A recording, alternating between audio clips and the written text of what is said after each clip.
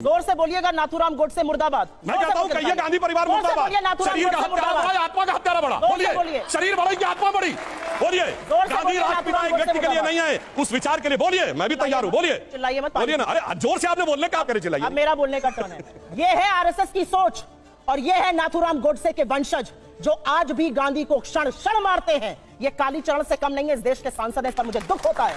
दुख है इस बात का कि इस देश के प्रधानमंत्री को वैधता गांधी से मिलती है, शीश गांधी के आगे झुकाना पड़ता है और यहां गांधी पर सवाल उठ रहा है। आपने सही कहा, गांधी के अंतिम शब्द हे राम थे, लेकिन अगर हम सच थे कि झूठ बोलिए। अरे राम समाधि पे लिखा सच है, झूठ नहीं बोलिए। बाकी आगे बोलिए। देखिए, बोल नहीं पा रही है कि गांधी की समाधि पे लिखा सच है। इस देश में सबसे बड़ा श्री राम का उपासक महात्मा गांधी थे, जिन्होंने आत्मसात किया राम राज्य को, जिन्होंने बोला दैहिक दैविक भौतिक तापा राम राज्य नहीं कहूंगा यहाँ पर। आप मुझे एक बात बताइए, उसको मारने वाले के मुर्दाबाद कहने कि गोस्वामी तुलसीदास ने बोला, उसको मारने वाले के साथ आप क्यों खड़े हैं? कुछ भी मैंने कहा आत्मसात किया, सुना करिए, कान में मैल है क्या, साफ कराइए जाकर। आत्मसात करने को बोला, उसके हत्यारे के साथ आप खड़े हैं और वही काम कर रहे हैं जो गोडसे ने किया गांधी को। आज भी आप क्षण क्षण मांगते हैं, एक सांसद होने के बावजूद आप गांधी के राष्ट्रपिता की उपाधि पर सवाल उठाते हैं। आपसे, आपकी पार्टी को, और मैं चैलेंज करती हूं, प्रधानमंत्री को सवाल पूछना चाहिए। अब मैं चैलेंज करता हूं, सुनिए, गांधी जी की बात पे पूछ रहे हैं। बहुत लंबा सुनिए, मेरी बात सुनिए। गांधी जी को कितनी सिक्योरिटी दी गई थी, पूछिए।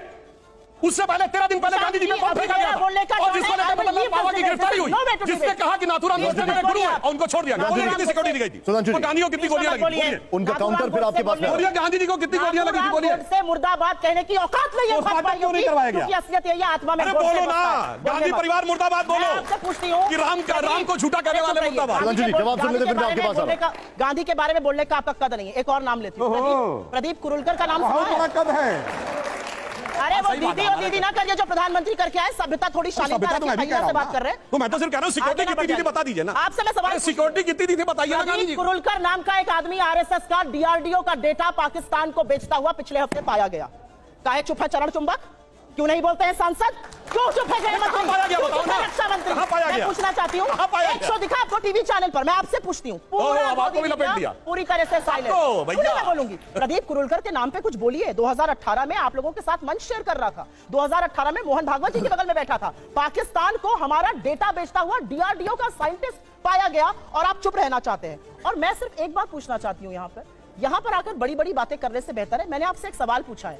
प्रधानमंत्री कहते हैं विनेश मेरे घर की बेटी है, उस बेटी की टोह प्रधानमंत्री क्यों नहीं ले रहे हैं?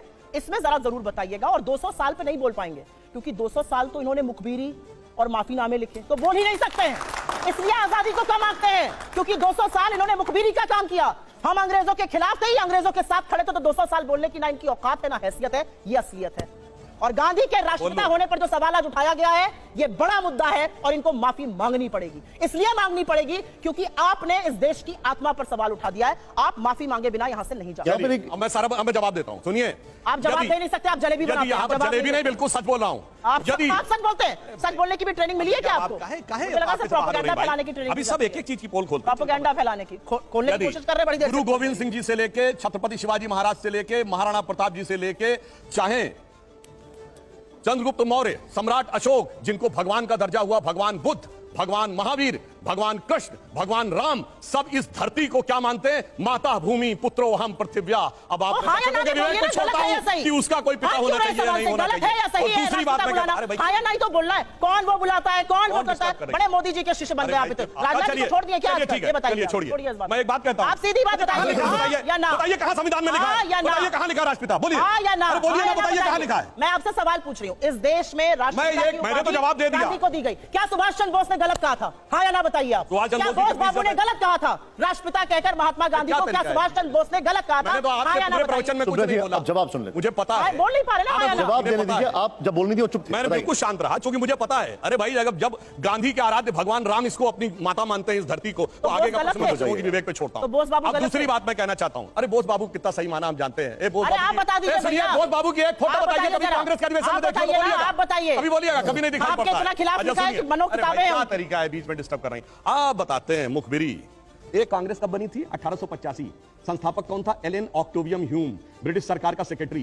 पहले अध्यक्ष कौन थे? बिमेश चंद्र बनर्जी, जाके इंग्लैंड में बस गए। 1885 से लेकर 1910 तक एक नहीं अनेक ब्रिटिश सरकार के सेक्रेटरी कांग्रेस के अध्यक्ष रहे। कौन? विलियम वैडनबर्न, जॉर्ज यूल, अल्फ्रेड रोब। और 1910 में भी कांग्रेस का अध्यक्ष विलियम वैडनबर्न था, जो ब्रिटिश सरकार का सेक्रेटरी था, जिस वर्ष में वीर सावरकर को 2 जन्मों की कारावास की सजा हुई थी। इसलिए मैं पूछना चाहता हूं कि ये कहते हैं कि इन्होंने स्वतंत्रता का आंदोलन लड़ा, तो एक कांग्रेस का नेता बताइए जो अंग्रेजों को गोली से मारा गया हो। एक कांग्रेस का नेता बताइए, राष्ट्रीय अध्यक्ष स्तर का बड़ा नेता जो फांसी चढ़ा हो। एक नेता बताइए लाला लाजपत राय को छोड़कर जिसने लाठियां भी पड़ी हो। एक कांग्रेस का नेता बताइए जिसको काला पानी भी हुआ हो और उसके बावजूद उन्होंने ही सारा स्वतंत्रता संग्राम लड़ा। यानी मुझे देखकर तो याद आता है, सारा क्रेडिट वो ले गए कि नौरंग ये सियासत दौरान तो देखिए कि मंजिल मिली उन्हीं को जो शरीके सफर न थे, और आके हम लोगों को ज्ञान देने का प्रयास कर रहे हैं। और मैं एक और बात कहता हूं, अभी संसद का भवन का उद्घाटन हुआ जो इरविन ने किया था। इरविन के साथ कांग्रेस का पैक्ट 1931 मार्च में हुआ।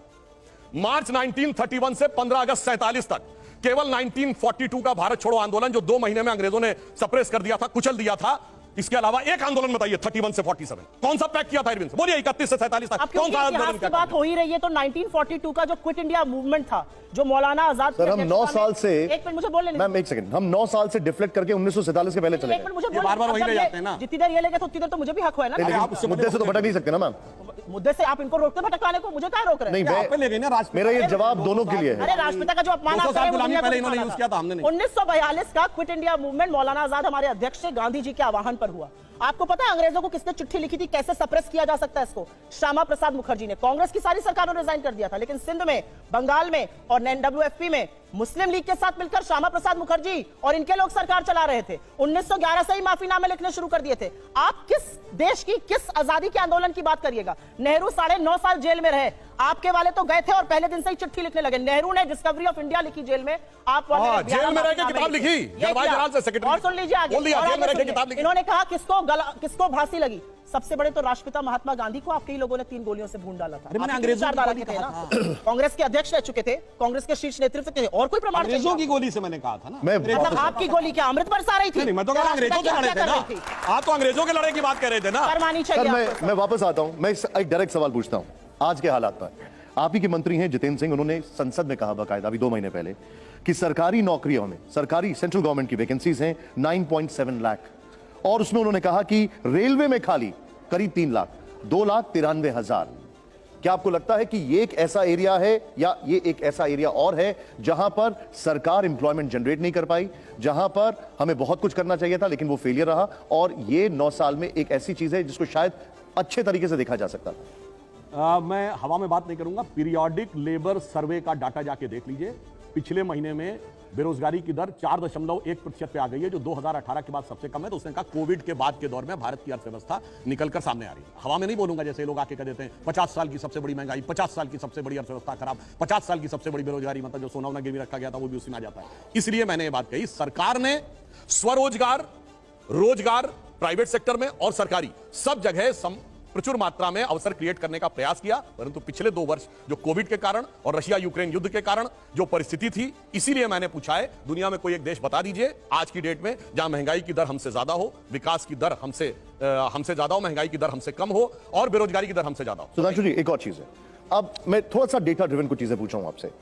अब हम बात करते हैं सेंसस की, जो कि 2021 में फॉर वेरियस रीजंस और ऑब्वियस रीजंस से, कोरोना की वजह से डिले हुआ, वो अभी भी नहीं हो रहा। माइक्रो लेवल पर एनालिसिस में बड़ी दिक्कतें आती हैं अगर सेंसस नहीं आएगा। 2021 के अनुसार 100 मिलियन था, 140 मिलियन हो चुका है पॉपुलेशन।